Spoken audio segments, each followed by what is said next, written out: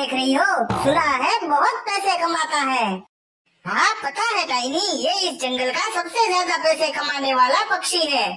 तुम्हें पता है ये इतने सारे पैसे कैसे कमाता है? अरे टाइनी, तुमको मैं पागल लगती हूँ क्या? चूड़ियाँ बेच बेच के कमाता है ये। टूनी, मुझे इस चूड़ी बेचने वाले का एक राज पता चल गया है, जिससे हम भी पैसे वाले हो जाएंगे। अच्छा तो जल्दी बताओ ना बहन, चलो मेरे साथ, मैं तुम्हें उस खुफिया जगह पे ले चलती हूँ।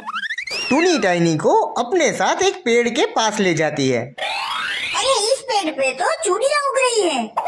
हाँ, क्योंकि ये पेड़ जादुई है। वो चूड़ियाँ बेचने वाला भी इसी पेड़ से चूड़ियाँ तोड़ तोड़ के इतना बड़ा पैसे वाला हो गया है। तो फिर इंतजार किस बात का? चलो हम भी इस पेड़ की सारी चूड़ियाँ तोड़ के पैसे कमाने लगते हैं। इसीलिए तो हम यहाँ आए हैं। जैसे ही वो दोनों पेड़ के पास पहुँचती है। अरे रुको रुको, कौन हो तुम दोनों और यहाँ क्या कर रही हो? अरे पेड़ भाई, हमको आपके पेड़ पे होगी ये चूड़ियाँ चाहिए। अरे लेकिन मैं इन चूड़ियों को तुमको क्यों दूं? हमको क्यों नहीं दोगे? उस चूड़ी बेचने वाले को तो रोज देते हो। उसने तो मुझे उगाया है, कई महीनों तक उसने मुझ पे पानी डाला, तब जाके मैं उगा हूँ। तो मुझ पे लगी इन चूड़ियों पे हक उसका हुआ ना। ठीक है, तो आज से हम भी तुम पे रोज पानी डालने आएंगे। बस हमको तुम्हारी चूड़ियाँ दे दो। चली जाओ, मैं तुमको मेरी एक भी चूड़ी नहीं दूंगा। मेरी चूड़ियाँ सिर्फ और सिर्फ मुझे उगाने वाले के लिए है। टाइनी, चलो थोड़ा दूर जाते हैं, मुझे तुमसे एक बहुत ही जरूरी बात करनी है। ये पेड़ तो बहुत ही जिद्दी है, लगता है ये ऐसे नहीं मानेगा। हमको अपनी उंगली टेढ़ी करनी पड़ेगी। क्या करना पड़ेगा? मेरा मतलब है हमको इसे डरा धमका के इसकी चूड़ियाँ लेनी पड़ेगी। टूनी, उसे लेना नहीं छीनना कहते हैं। चलो इससे सारी चूड़ियाँ छीन लेते हैं। अरे ओ पेड़ के बच्चे, अगर तुमने हमें तुम्हारी चूड़ियाँ नहीं दी तो ये देख रहे हो कुल्हाड़ी, इससे तुम्हें काट दूंगी। तुम दोनों तो बहुत ही शैतान चिड़ियाएं हो। मैं तुम्हारी इन धमकियों से नहीं डरता। चलो अब जाओ यहाँ से। टूनी, इसे हमारी बात धमकी लग रही है, लगता है ये ऐसे नहीं मानेगा। मारो इसको। टूनी कुल्हाड़ी से उस पेड़ पे वार करती है। बस करो, मुझे मत काटो। ले जाओ तुम ये सारी चूड़ियाँ, लेकिन मुझे छोड़ दो। पेड़ अपनी सारी चूड़ियाँ टूनी और टाइनी को दे देता है। हम कल फिर आएंगे, हमारे सिवाय किसी को भी अपनी चूड़ियाँ मत देना, वरना। वो दोनों वहाँ से चली जाती है। थोड़ी ही देर के बाद चूड़ियाँ बेचने वाला उल्लू पेड़ के पास आता है। अरे दोस्त पेड़, क्या हुआ? तुम इतने डरे हुए क्यों हो? और तुम्हारी चूड़ियाँ कहाँ गई? अरे दोस्त, क्या कहूँ मैं तुमसे, 2 चिड़िया आई थी, वो मुझे काटने की धमकी देकर मेरी सारी चूड़ियाँ ले गई। मुझे माफ करना, मेरे पास तुम्हें देने के लिए आज एक भी चूड़ी नहीं है। दोस्त तुम चिंता मत करो, हम उन्हें ऐसा सबक सिखाएंगे कि वो अब से किसी को भी धमकी नहीं देगी।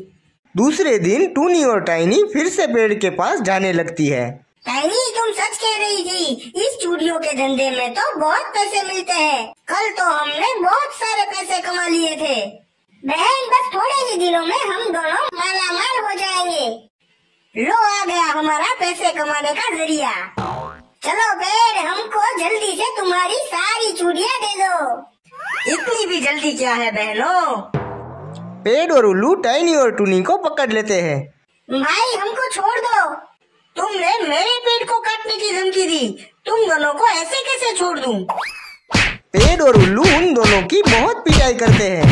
हम वादा करते हैं इस पेड़ के पास कभी नहीं आएंगे, हमको जाने दो। सबसे पहले मेरे दोस्त पेड़ से माफी मांगो। हमको माफ कर दो पेड़। मेरी एक बात हमेशा याद रखना, पैसे कमाने के लिए कभी भी छोटा रास्ता मत लेना, वरना ऐसे ही फंसोगे। एक गांव में एक बड़ा सा आम का पेड़ था। उसी गांव में एक छोटा सा चिड़ा रोबिन रहता था। रॉबिन उस बड़े से आम के पेड़ से खेलता, कूदता, उड़ता और जब थक जाता तब उसकी छांव में सो भी जाता था।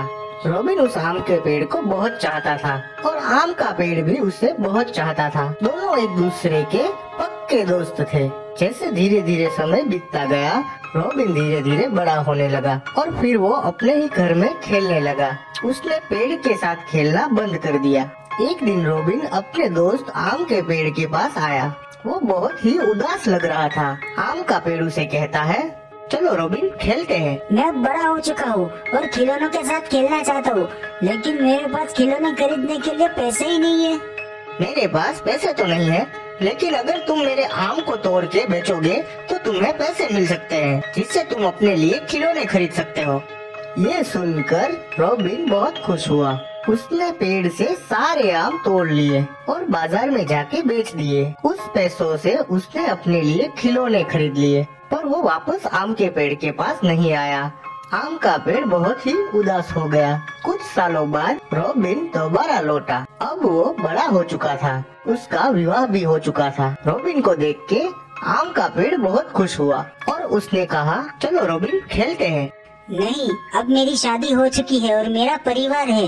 मेरे पास खेलने के लिए समय नहीं है, लेकिन मेरे पास रहने के लिए घर नहीं है। क्या तुम मेरी मदद कर सकते हो?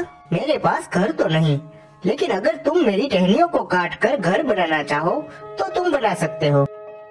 ये सुनकर रॉबिन बहुत खुश हुआ और उसने सभी टहनियों को काट कर अपना घर बना लिया। पर घर बनने के बाद वो वापस नहीं आया। आम का पेड़ दोबारा उदास हो गया। कुछ सालों बाद रॉबिन फिर उस आम के पेड़ के पास पहुंचा। आम का पेड़ उसे देख के खुश हो गया और उसने कहा, चलो रॉबिन खेलते हैं। अरे नहीं नहीं, मैं अब काम कर कर के थक चुका हूँ।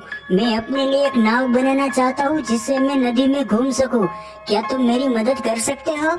मेरे पास नाव तो नहीं, लेकिन अगर तुम चाहो तो मेरे तने को काट कर अपने लिए नाव बना सकते हो। ये सुनकर रॉबिन खुश हो गया और उसने पूरे पेड़ के तने को काट दिया और उसने उससे अपने लिए एक नाव बना ली।